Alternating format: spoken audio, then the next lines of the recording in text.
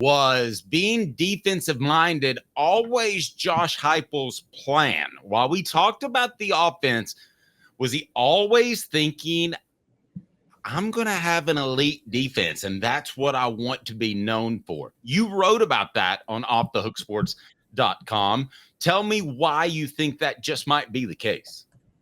So it actually goes back to Josh Heupel's post-game press conference over the weekend. And I don't know how many of you guys saw what he said, but it really stood out to me. And I'm actually do we have a second? Can I just play this clip for you real quick, Dave? Because yes, sir. I'm glad you did. I'm glad you pulled it up.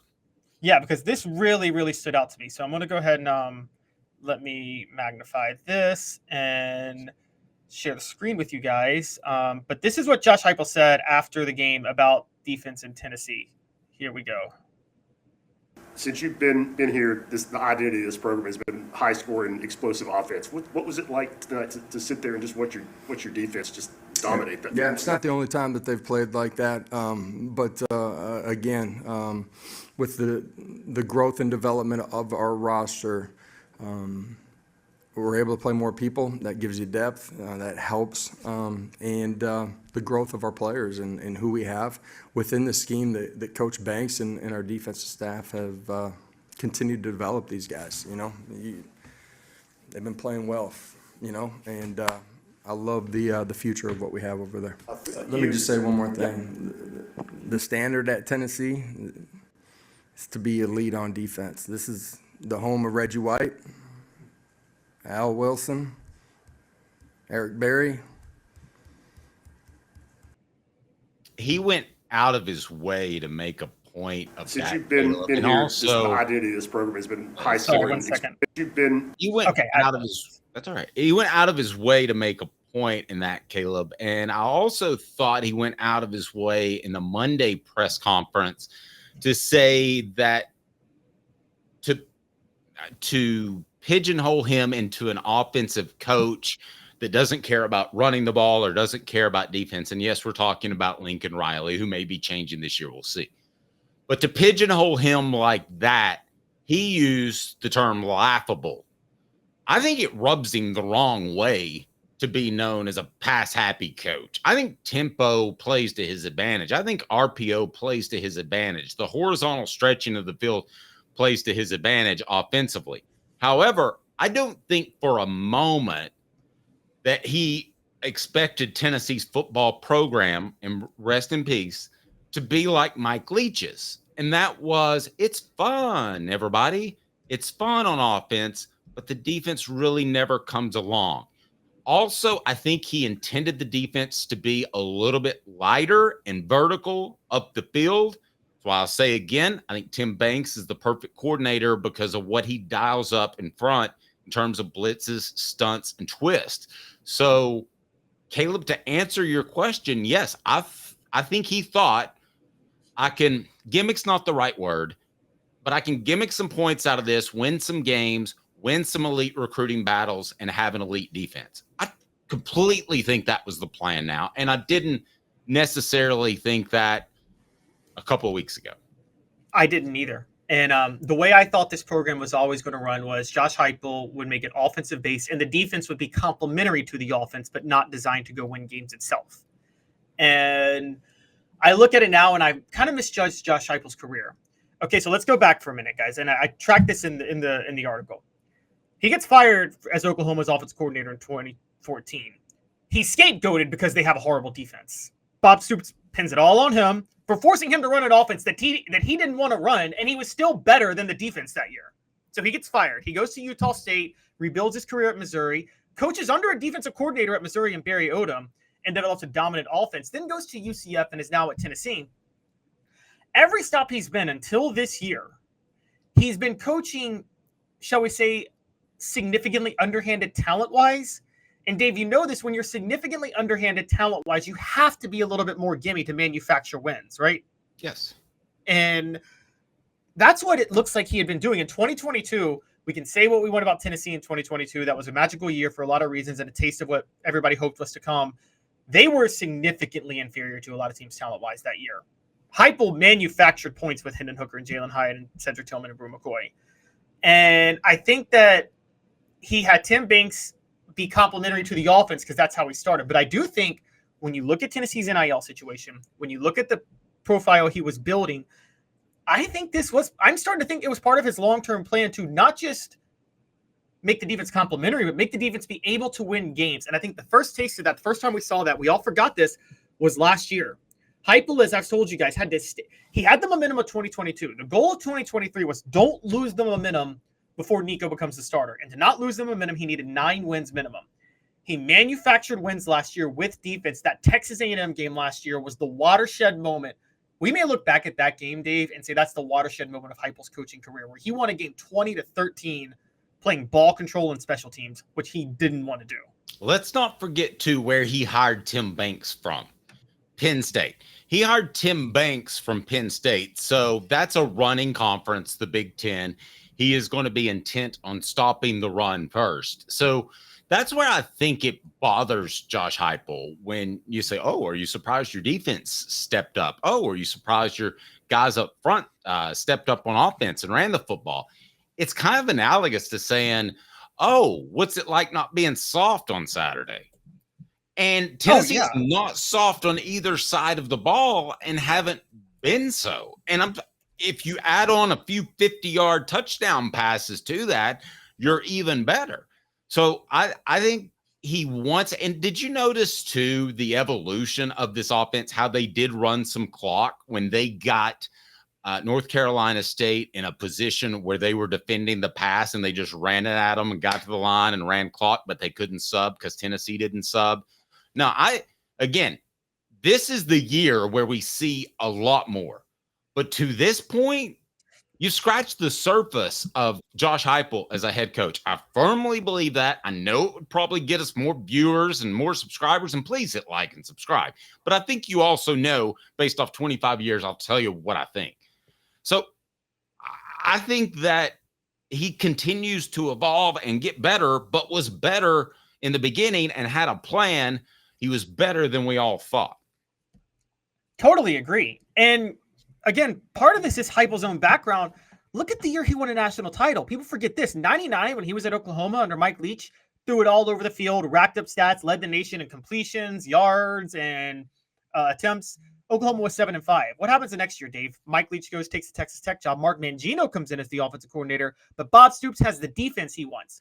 Heupel willingly takes a significantly lesser role in 2000 as a player and throws 10 less touchdowns, but Oklahoma goes and wins the Natty. And so I think Heupel very much understands what's needed to win national titles. And I think that this was always his goal. It also shows a level. A great example of this, again, is we've been calling him the Steve Spurrier of the SEC, and it's even more true now, because what did Steve Spurrier do in the 90s? Yes, he had the offense, but he was not afraid to go get Bob Stoops as his defensive coordinator because he was not afraid to have his defense win games for him if he needed to. Agreed. And now, I know we're talking about Chattanooga, and we don't know much about North Carolina State yet. So these stats are a little early. I think they tend to hold true after the first month of the season. But Tennessee right now is 6th in the nation, not in the SEC, in the nation in yards allowed per game. They're also 13th in yards per play with 3.39. Now, that's not even counting the big plays that they want to create. Last year, I felt like this team didn't have the depth that they have now. So the goal was to create a big play and manufacture another score for the team and for the offense, or score on your own. Now I feel like this team goes out and says, we don't want to give up a yard. And that's a very different philosophy than let's get a strip sack and it's a great day. I remember this is going way back. Randall Cunningham, he was told to go out, make 5 good plays, and the defense will win it. He got no coaching because Buddy Ryan was a defensive coach for the Eagles. I know I'm going way back, but Josh Heupel is not doing that to the defense. He's not saying go out and make a couple plays and my offense will win it because we throw it all over the park.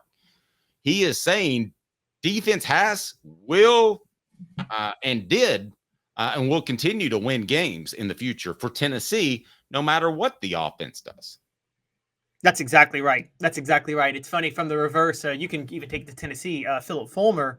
Now, maybe this was Fulmer arrogance talking, to be fair, but I actually think he was honest because I've learned a little bit more. But he said when he first became offensive coordinator in 89, he said he said in 90, when he was offensive coordinator, they had all those weapons, Alvin Harper, Carl Pickens, but he said they were kind of told to not score as much because they needed to stay on the field longer because the defense was young that year. So wanted to keep the defense off the field. And they said, but then 93 comes around and you got to score every play because your defense is fine and you're loaded everywhere. I think it's the same now. You're right. I think it was defense get a stop here or there, we'll win the game for you. But that's a great way you said it. Now it's don't let them gain another yard. All right, we don't want them to gain another yard. Yeah, go win a game. Yeah, and I think Tennessee's 1998 national championship team was kind of like that. They told T. Martin, they limited what he did to the point that he was very frustrated, Caleb, very, very frustrated. I know that. And I know that he was told not to lose a game. But Caleb, now, this is not Tennessee's defense. Like I said earlier, I'm repeating myself, make a play or two and don't be a detriment to the team. This is go out and win a football game. Anything else you'd like to add? No, I totally agree. It's go out and win a game, and it's not to play complimentary. It's both sides can win a game at any moment. The T. Martin thing, the offense was relied on to win that first game against Syracuse at the end, though, because I think the defense got tired in the fourth quarter, and T. Martin did deliver in that moment. Funny enough, yes, but yeah. And I want to share some numbers with you that are bizarre. Last Look brought to you by Campbell, Cunningham, Taylor, and Hahn. They also bring you every post-game show. The Last Look post-game show brought to you by Campbell, Cunningham, Taylor, and Hahn. These numbers are absolutely incredible. I don't care who you're playing. Tennessee's defense is wow. To visit cctis.com. The information you need is easy to access, and setting an appointment is as simple as clicking the tab. Doctors Campbell, Cunningham, Taylor, and Hahn, and Eye Care Optical at cctis.com. Simply the best. Okay, I shared with you some earlier numbers on where Tennessee ranks nationally, but these may even be more impressive. And this comes thanks to Bill Martin, Tennessee's sports information director. As where did he put that? He had some fantastic stats that I now can't find. Maybe you can help me, Caleb. He shot something out this morning that was really trying to pull it now. See if I can see it. In the meantime, by the way, one of the ones that we brought up yesterday, the stat of the day yesterday, Tennessee has not given up a touchdown in 3 straight games. Okay, here we go. And then I already talked to you about the 51-10 Wolfpack over Tennessee. That's the other stat of the day we did yesterday. So looking for it now, but the real story is that Tennessee hasn't given up a defensive touchdown in 3 straight games. That's incredible. That alone is amazing. 85. Yes, and again, in this time, they did it against 2 of 3 ranked teams. I'm gonna go back and look at history, but I don't know if that's ever happened, where they didn't give up a defensive touchdown against 2 or 3 ranked teams. And we'll talk about this later in the week, but that's more impressive than any other era of Tennessee football. And this offensive age to not give up a defense, for the defense to not give up a touchdown in 3 straight games is absolutely earth-shattering, quite honestly. Now, and I'm curious if we name the top 3 players, I think there's a good chance. I mean, we would both have James Pierce, but there's a good chance the other 2 would be different if you and I named the top 3 players. Okay, so here it is. According to Bill Martin, Tennessee Sports Information, during the Vol football defense 12-quarter streak without allowing a touchdown, teams averaged 2.3 yards, rounding up, 2.28 yards per rush. Teams averaged 3.2 yards per play. Teams average 181 yards per game. This is probably the strongest one of them all. Teams were 6 of 41 on 3rd down. That's 14.6%. Tennessee also has 26 tackles for a loss, 9 sacks, and 7 takeaways. This is an elite defense. Bam. It's an elite defense. And you can question NC State, and I agree, but but NC State's not Chattanooga. They're a Power 5 ranked team. Non-elite defenses don't do what Tennessee did to NC State. Totally agree.